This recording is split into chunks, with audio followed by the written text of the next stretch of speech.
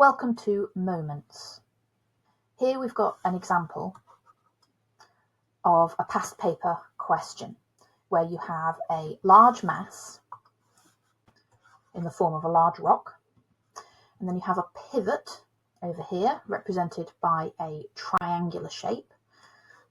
Notice that a pivot will sometimes also be called a fulcrum, and these words mean the same thing.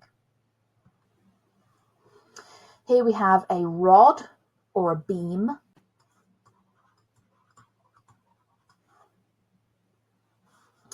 and here we have a person on the right hand side who is introducing a force to that beam or rod, and they are pushing downwards like that.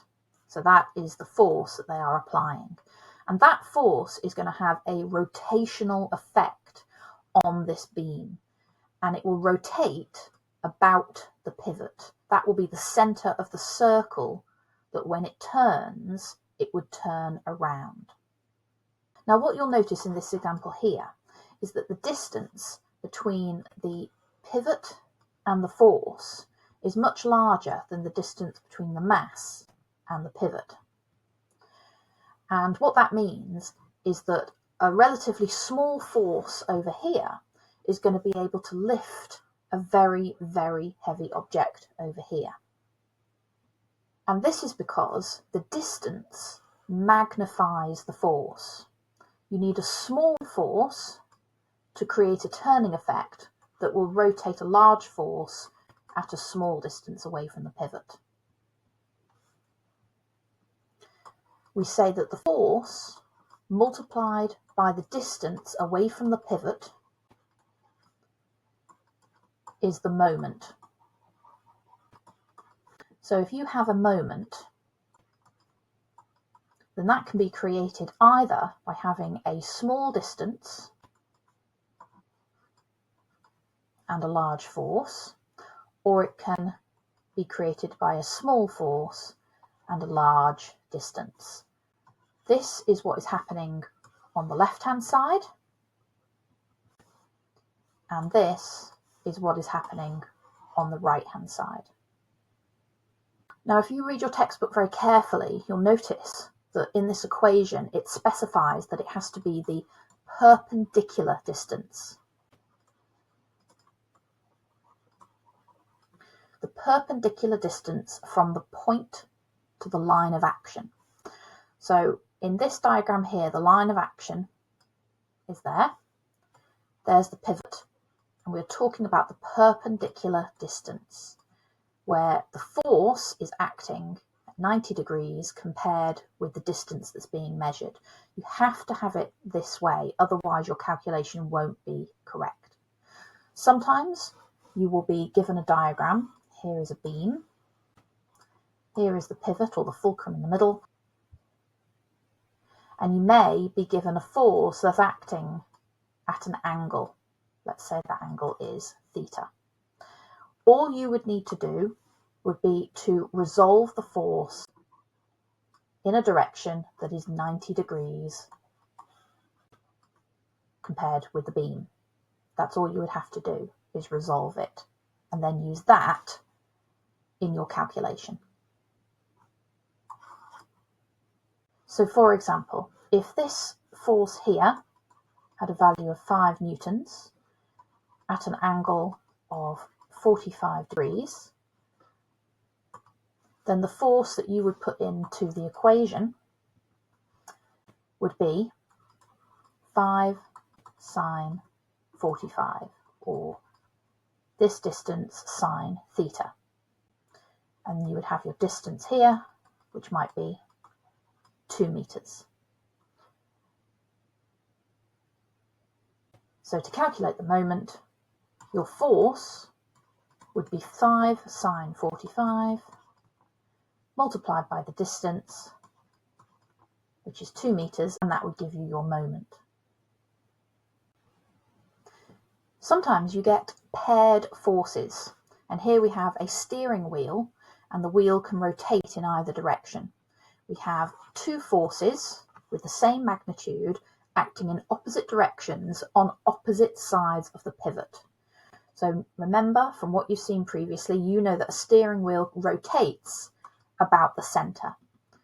So if you want to visualize it as a beam, then you would have your beam and you would have the pivot being in the middle, and you have a force going down on the right hand side and up on the left hand side. And hopefully you can see that this would cause the beam to rotate clockwise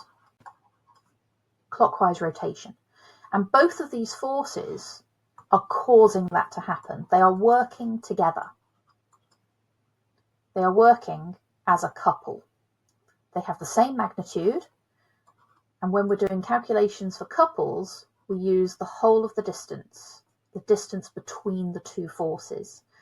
Now we could analyse them separately as separate moments, and I'm going to show you now that that gives the same outcome. So we define a couple, the moment of a couple. So the moment of a couple as being the size of one of the forces multiplied by the distance between them. So this distance here. Just one of the forces, not both, but the distance gets doubled. Now, if we were looking at those in terms of just regular moments, then we've got two of them. So let's do this one first. So the force times by half d, because d from the left side all the way over to the right side, that is what is being defined. And then we need to add the moment from the other force.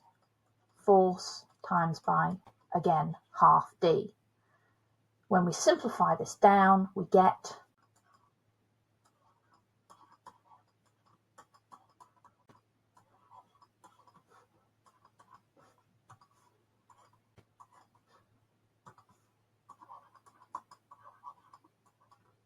that, which is the same as this equation here. So when we're calculating the moment of a couple, we're using the entire distance across, because if we were to do it separately, it would cancel and we'd end up with the same equation anyway.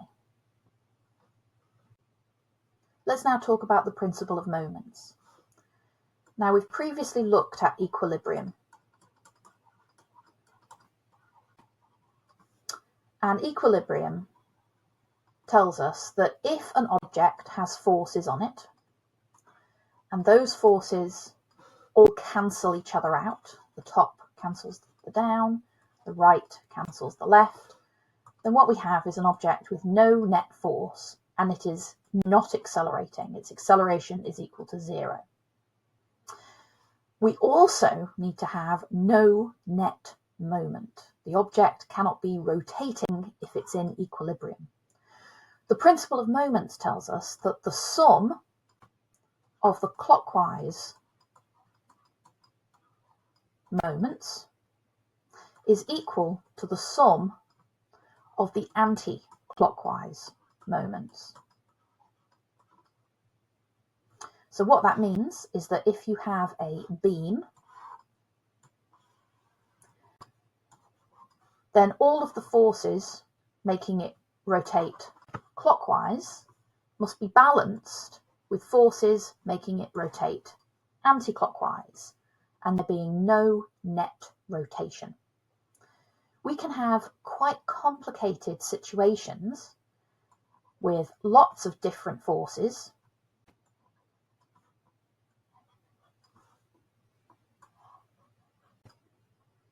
and it can be in equilibrium. One of the things that you need to be able to do is to work out if something is in equilibrium. And the way to approach that problem is to calculate all of the clockwise moments and add them up to find the total clockwise moment, and then calculate all the individual anti-clockwise moments and then add them together as well.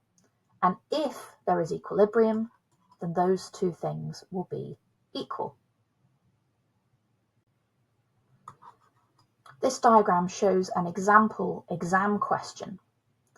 And the question was, given all of the information here, what is the tension force in the cables that are supporting this beam.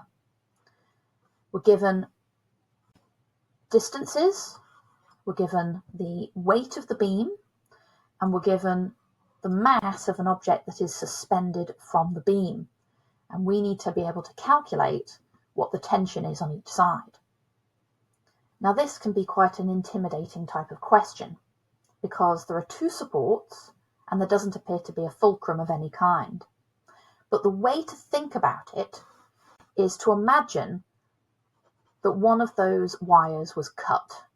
What would happen? So I'll show you how to do that now. So if we cut that wire, then what's going to happen is that the beam is going to fall. And as it falls, it will twist, it will rotate. So there is obviously going to be a net moment acting on the beam. And what this wire was doing was stopping that from happening. So if we can calculate the net moment without the wire here, then that will equal the moment that the wire was doing in this position. Okay, so we have our beam and it's going to rotate about the position of the other wire. That is where the pivot is in this situation. So we've got our pivot. 0.5 meters away, we have a 20 kilogram mass. And then 1 meter away, so 0.5 meters there, and then 1 meter away, we have our 100 Newton weight. So all of the forces that are left are clockwise forces, and there will be a clockwise moment. So what I'm going to do now is I'm going to calculate all of the clockwise moments, and then I'm going to add them together. So let's do the first one. We have the force. Now we don't have to calculate that. We can just put this straight into the equation. Multiplied by the distance. That's this moment. And then we've got one other moment that needs to be added on. The force multiplied by the distance, 1 meter. And that gives us our total clockwise moments.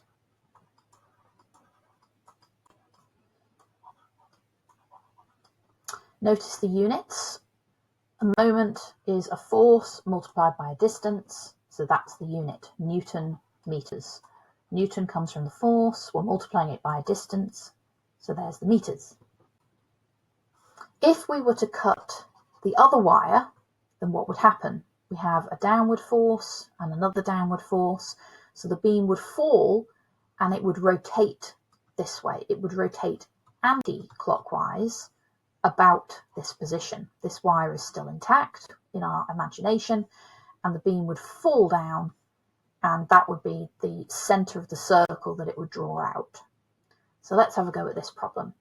So we have imagined that the other support is now removed and the pivot is at the position of the support that's still here. We have the same forces. The distances are now going to be very different because we are measuring between the force and the pivot. We can't use this distance anymore. It has to be that distance. So we're going to do a bit of mathematics. We're given this distance here, which is 1 meter. That's quite easy. It's on the diagram. But we have to work out the other. We can see that the beam is 2 meters long in total. We can see that the 20 kilogram mass is 0.5 meters from the other end. So the quick calculation is going to be a total of 2 meters. Take away the 0.5 from the end, and the 20 kilogram mass is 1.5 meters from the pivot.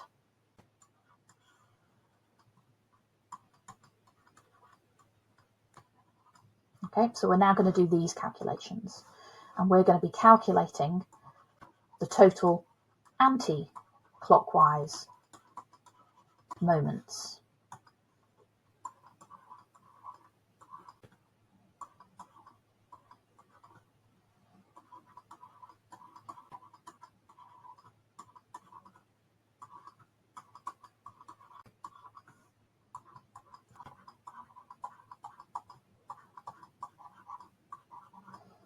Okay, so we have some answers.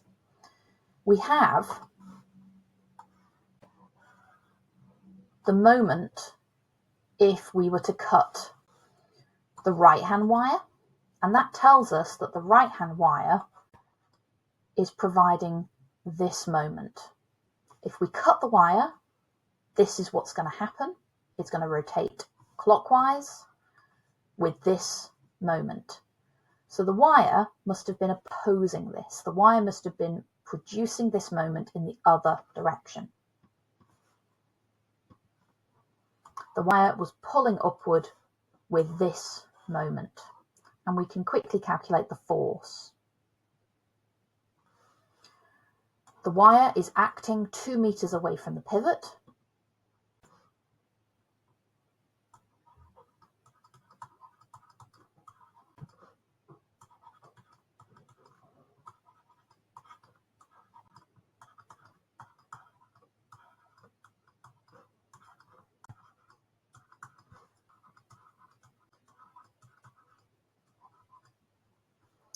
So that's the force that it must have been exerting.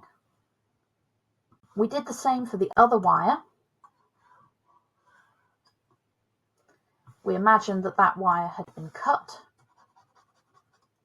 and we calculated that this is the moment that would have occurred when the beam dropped. That was the net moment. So it tells us that that must be the moment being exerted by the wire to oppose that rotation. So again, we use that value to calculate the force that the wire was pulling up with. And we know that it's 2 meters away from the pivot.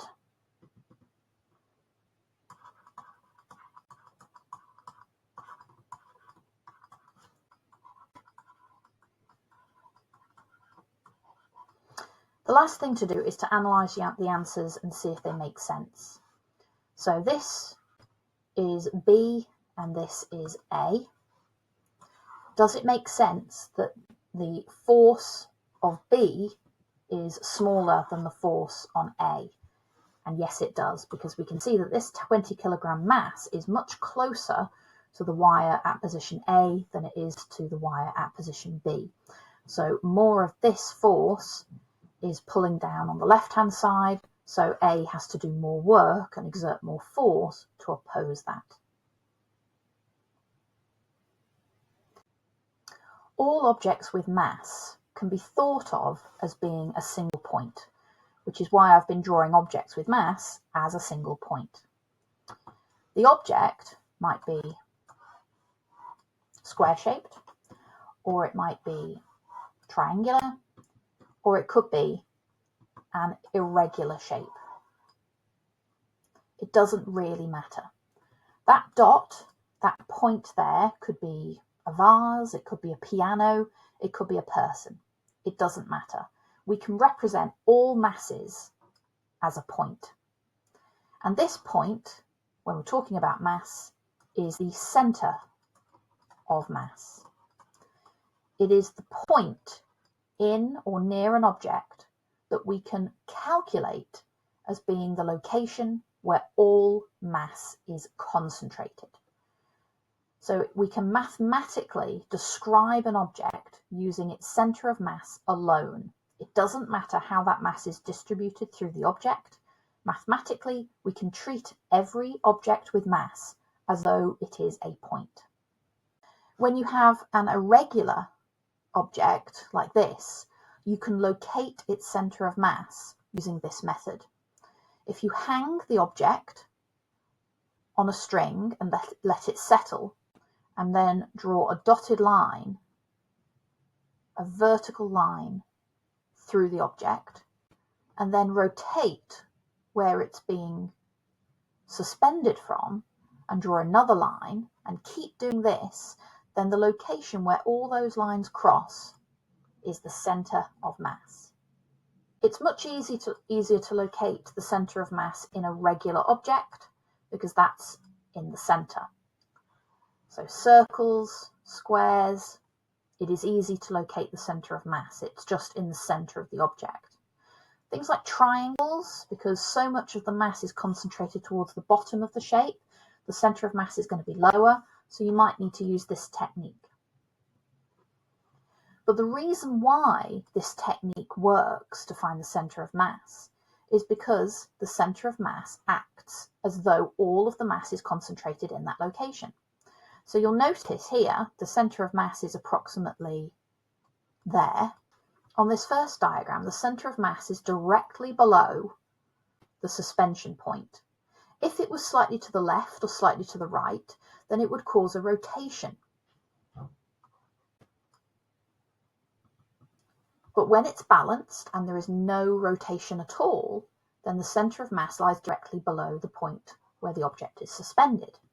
And this happens whenever it is suspended. So the centre of mass will always, when allowed to settle, it will lie below the point of suspension. So that's why it works, is because when the object is in equilibrium, it's not creating a moment. If the centre of mass were over here, then we now have a distance between the suspension point, the pivot point, and the force, and therefore we would get a rotation. So what we do is we suspend the object, we let it settle so that the centre of mass is below that position, and then we mark the line, we rotate it, and where those lines cross is the centre of mass. An understanding of the centre of mass allows us to make predictions about objects and whether or not they will topple. So here in this diagram, we have a vehicle. The centre of mass is indicated with a cross, and we can see the wheelbase here, the base of the object. Now, if this tractor were to topple, then it would rotate this way. And when it starts rotating, this wheel would leave the ground, leaving the only point of contact being this wheel over here on the right-hand side. So that becomes the pivot, if it were to topple. Now this tractor is not going to topple because the only force acting is the force of the weight of the tractor. And you'll notice that that force is to the left-hand side of the pivot. It is not on the other side causing the tractor to rotate clockwise. It is causing the tractor to rotate anti-clockwise back onto the other wheel, so the wheelbase is secure. This is not going to topple. If this incline were at a steeper angle and we had a vehicle like this with the centre of mass over here, then should this vehicle topple, then this side would leave the ground and it would rotate about this pivot point. Notice that the centre of mass is on this side, which is causing this rotation.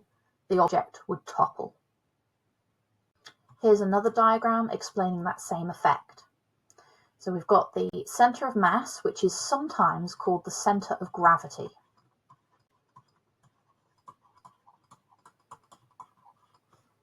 Centre of mass tends to refer to mass, and we're talking about kilograms there. Centre of gravity tends to be when people are talking about the force of gravity or the weight of the object measured in newtons. So it's just different terminology, but we're talking about the same location.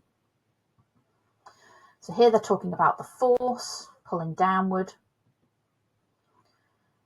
Here we have a barrel and it's now pivoting at this point here, but the centre of gravity or the centre of mass is causing a moment that is creating a clockwise rotation, which is bringing it back onto its base. So the object is not going to topple if it is displaced to this situation here. If it was moved into this situation here, let's say somebody was pushing it on that side and forced it into this position, then it would not topple, because I think they've deliberately drawn it so that the force is acting slightly to the left of that pivot point and it would fall back onto its base. If you move it so that the force due to gravity is beyond that pivot point, then you get a clockwise moment and it will topple, it will fall over, and the barrel will end up in that position. One last thing to notice is the use of the word torque here. Torque. Now, sometimes the word torque and the word moment are used interchangeably, and this is not quite correct. A moment is the turning effect of a force. So if you have a beam and a pivot and a force, any force that is acting at a distance from a pivot and causing a rotational effect is a moment. Notice that this force is directly downward, so once this beam rotates slightly, we're going to get a different geometry. There's the pivot, and if the force remains in the same orientation, then you would now have to resolve that force to calculate what part of it is acting perpendicular to this distance. So this is how a moment operates. It's a force that can cause a rotation. A torque is a rotational effect. So what happens is that the force that's causing it rotates with the beam. So if a torque was happening in this situation, then the force would move with the beam.